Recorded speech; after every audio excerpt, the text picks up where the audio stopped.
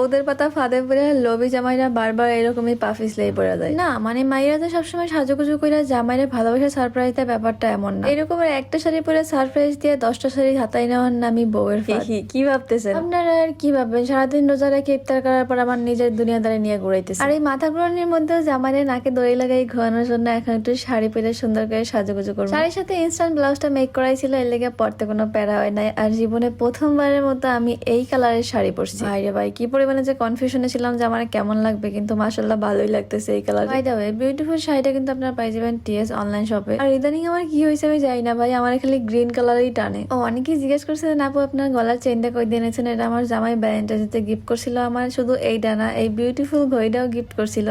কিন্তু এই ঘড়িটার সাইজটা ঠিক আমার জামাইয়ের মনের মতোই বড়, মানে হাতে দিলে হাতের গলায় চলে যায়। যা এটা আমার জামাইয়ের দোষ না, এটা কোম্পানির দোষ। কাইটটা কুইটা ছোট করে লইতে হইবে। সো কথা হয়েছে, সারাদিন রোজা রেখে ওই রাত্রবেলা বসে বসে